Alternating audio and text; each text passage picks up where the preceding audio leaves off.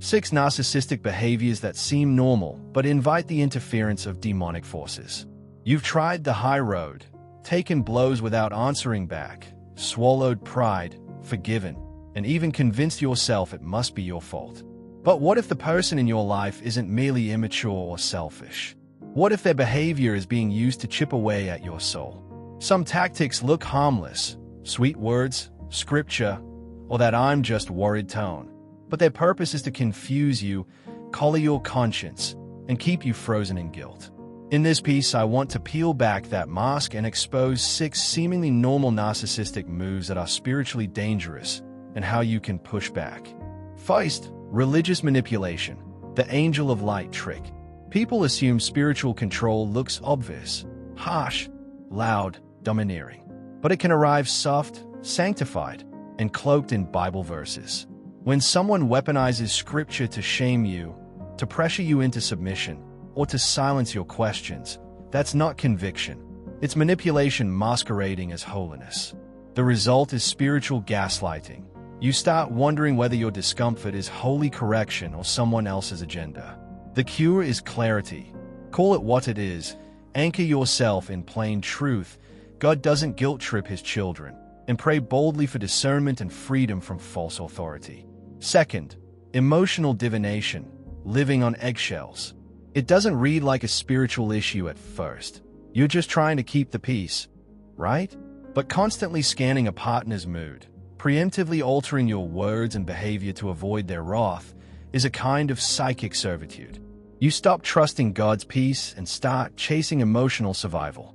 That constant, anticipatory vigilance numbs your inner compass and makes you pliable. The enemy loves a distracted, anxious heart because it's easy to stay. Both of these tactics feel ordinary, even caring, on the surface. That's the danger. They are quiet, slow-acting corrosives that work by making you doubt your own sense of right, then handing your decision-making over to someone who will never use it for your good. Recognize those patterns early. Write down the phrases that feel off, pray for discernment, and surround yourself with people who will name the truth without spiritualizing the manipulation. You don't have to prove anything to anyone, especially not to someone who uses God's language to hide their control. It's fear disguised as wisdom, and it keeps you chained to someone else's emotions rather than anchored in God's truth. The way to break free begins with rejecting the lie that you must manage another person's reactions in order to survive. Start with prayer. Lord, I renounce every agreement I've made with fear, the belief that I must tiptoe around emotions to stay safe. Restore my peace, restore my authority, and teach me to live under your covering, not their control. From there, you need to draw strong emotional boundaries. Remember, you are not responsible for the storm someone else is carrying inside. Their volatility does not obligate you to sacrifice your stability. When their moods or manipulations drag you into fear and hypervigilance, it is not selfish to step back. It is wise stewardship of your heart. If you're exhausted from over-explaining yourself to people who refuse to honor your limits, it's time to set boundaries that don't collapse under guilt, gaslighting, or sudden ambushes. This is why I created an online course with both biblical wisdom and practical tools to help you hold the line when pressure tries to push you back. The link is in the description if you need that deeper dive. Now let's get back to what you came for. The third seemingly ordinary, but spiritually poisonous, behavior is emotional manipulation, control dressed up as love. This tactic is one of the most suffocating because it feels like care. It wears the mask of affection, sacrifice, or concern, but behind it is leverage. Scripture tells us in 1 Samuel 15 verse 23 that rebellion is like witchcraft, and that is exactly what this is. Rebellion against real intimacy, using emotion as a spell to bind and direct. It shows up as guilt trips, after everything I've done for you, or self-pity, I guess I'm just a problem again, or even love bombing, grand gestures of affection and promises designed to trap you. At first it seems flattering, even romantic, but the more you bend to it, the more you realize you're not acting from love. You're acting from fear of losing whatever scraps of connection remain. That is not love, that is control. It is witchcraft clothed in dependency. So how do you counter it? Begin by asking for divine clarity. Lord, expose every place where I've mistaken control for care. Break the hold of manipulation in my heart, and teach me to recognize and receive real, Christ-like love. Then, rebuild your internal filter. Start questioning, is this love or fey? Am I giving freely, or am I being coerced? Is this relationship mutual, or is it one-sided? Remember, God's love never manipulates and never demands the loss of your identity in order to keep someone else happy. The fourth toxic pattern is triangulation, or division through manipulation. You thought the tension was between you and another person, yet somehow the narcissist always inserts themselves in the middle, turning every situation into a three-way conflict. Proverbs 16 verse 28 warns that a corrupt person stays up conflict and gossips to separate friends. And that's exactly what this is. Instead of resolving issues directly, the manipulator plants seeds of doubt, twists words, and whispers suspicions. They might say, I didn't want to say anything, but they've been talking about you. Oh, I'm just trying to help you two get along. Yet strangely, the more they help, the worse the division becomes. That is not peacemaking, it's deliberate sabotage designed to isolate you and make you more dependent on them. This tactic is designed to cut you off and erode your credibility while the manipulator stays squarely in the middle, directing the narrative. Suddenly you're left second-guessing everyone. Who's really on your side? Who said what? And whether you're simply being too sensitive. All the while, the person who set the fire sits back and watches the smoke spread. This isn't conflict resolution. It's a perverse use of relationship as a weapon. Proverbs calls it out plainly. Someone perverse stays up strife. When people are moved like chess pieces so another can hoard power, that's not wisdom. It's spiritual sabotage that breaks trust and destroys unity. So what do you do about it? First, stop playing the third side. Don't accept the role of messenger or go-between. If someone starts relaying gossip or offering secondhand complaints, say, I'd rather ask them directly. Refuse to be the channel that keeps the drama alive. Second, force the conversation into the light. Ask for direct communication or a group sit-down where everyone can speak openly. Manipulation thrives in whisper networks. Bring things into public, honest dialogue, and let truth do its work. Next, beware of the slow, corrosive damage of repeated verbal attacks, what I call word curses. The tongue carries weight. Words can shape or shatter a person. Phrases repeated as truths about you. You're so dramatic, you'll never change, you're just like your father, don't land as mere insults after a while. They start to rewrite your identity, to seed shame, doubt, and fear. That's the spiritual danger.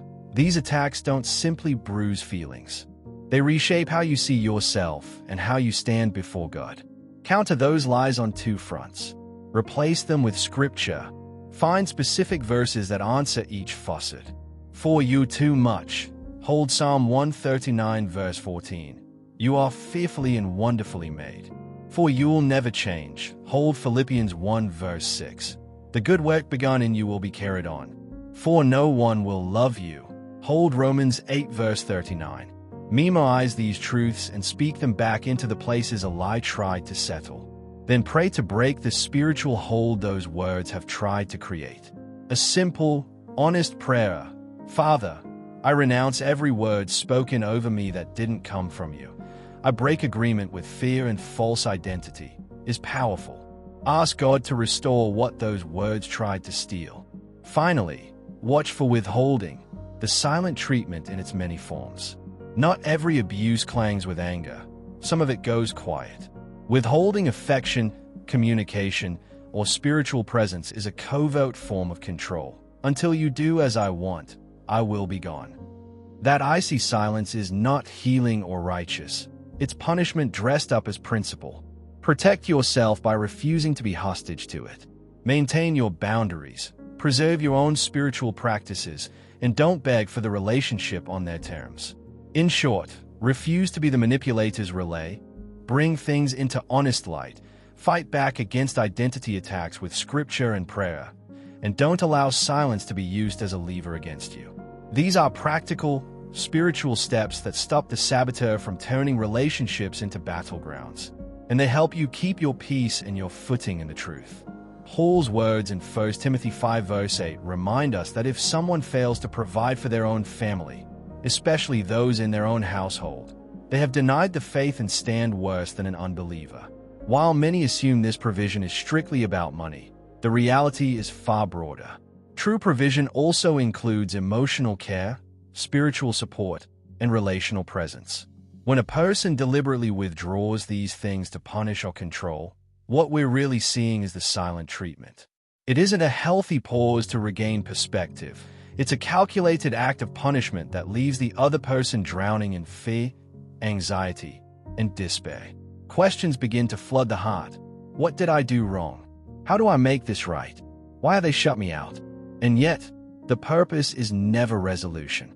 Silence becomes a strategy of control, allowing the manipulator to hold power while avoiding accountability. When this tactic gets wrapped in spiritual language, the harm deepens. Phrases like "God told me to stay quiet," "I'm protecting us from more conflict," or "I don't want to say something I'll regret" might sound noble, but they cloak neglect in the costume of righteousness. What's really happening is not wisdom but abandonment. The withholding of presence, affection, or communication is not Christ-like. It's a direct violation of God's design for love and relationship. It locks the other person in emotional captivity while the manipulator stands back appearing justified. So how do you resist this? The first step is to name it truthfully. Don't excuse or minimize it. This silence is not peace, it's punishment. It isn't space to breathe, it's control through emotional starvation. Until you acknowledge your experience, you'll struggle to break free. The second step is to refuse the trap of chasing reconciliation on their terms. You don't have to earn back affection, and you are not required to prove your worth. If love disappears the moment you disagree, then it was never genuine love, it was simply leverage. And the third step is to rebuild your center of peace around God's presence rather than their unpredictable patterns. The only silence that brings life is the stillness that draws you deeper into His presence. If someone uses silence to dominate you, it's time to establish boundaries that protect your heart and preserve your freedom. Recognizing these tactics for what they are exposes them for the demonic strategies they truly represent. Understanding them gives you the power to step out of the trap and walk in God's truth. But perhaps you've lived under this manipulation for years and you wonder, how long will God allow this to continue? What does He do when He has had enough of the narcissist's abuse? If that's the question stirring in you, the next episode will take you directly into God's answer.